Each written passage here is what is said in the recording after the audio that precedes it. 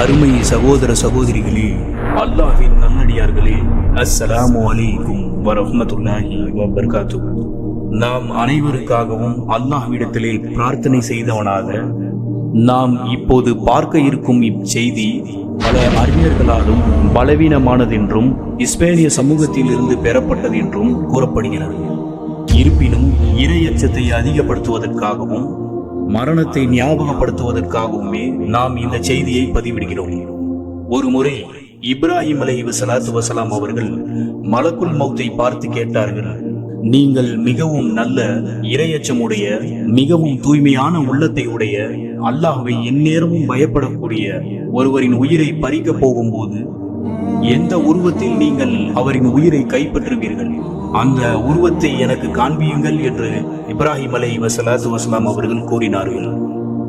எனவே மலக்குல் மௌத் அந்த உருவத்தை பெற்றதும் இப்ராஹிம் அலைஹிஸ்ஸலாத்து வஸலாம் அவர்கள் பார்த்தார்கள், மிகவும் அழகிய ஒரு இளமையான ஒரு உருவம்.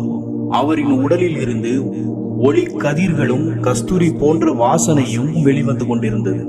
இது போன்ற ஒரு வாசனையை இப்ராஹிம் அலைஹிஸ்ஸலாத்து வஸலாம் அவர்கள் இதுவரை அவர்கள் தன் வாழ்நாளில் நுகர்ந்திருக்கவே இல்லை. அந்த அளவுக்கு அது நறுமணம் உள்ளதாக இருந்தது. அவர் மிக அழகிய ஒரு வெண்மையான ஆடையை அணிந்திருந்தார். அந்த உடலில் பூர்ணமான கண்ணியத்தையும் அழகையும் அல்லாஹ் ஒருவனே நன்கறிவான். எனவே இப்ராஹிம் அலைஹிஸ்ஸலாத்து வஸலாம் அவர்கள் கூறினார்கள், எந்த ஒரு நல்ல உயிரும் அதன் பிரியும் தருவாயில் எந்தவித சந்தோஷமும் எந்த அருளும் தேவையே இல்லை.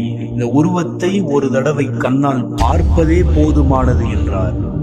பின்னர் இப்ராஹிம் அலைஹிஸ்ஸலாத்து வஸலாம் அவர்கள் மலக்குல் மௌத்தை பார்த்து சொன்னார்கள், நீங்கள் ஒரு கெட்ட உயிரை பறிக்கும் போது வெளிப்படும் தோற்றத்தை எனக்கு காண்பியுங்கள் என்று கூறினார்கள். மலக்குல் மௌத் இப்ராஹிம் அலைஹிஸ்ஸலாத்து வஸலாம் அவர்களை பார்த்து கூறினார்கள், இப்ராஹிமே, உங்களால் அதை பார்க்க முடியாது, நீங்கள் அதை தாங்க மாட்டீர்கள் என்றார்கள். இப்ராஹிம் அலைஹிஸ்ஸலாத்து வஸலாம் அவர்கள் வற்புறுத்தி கேட்கவே மலக்குல் மௌத் கூறினார்,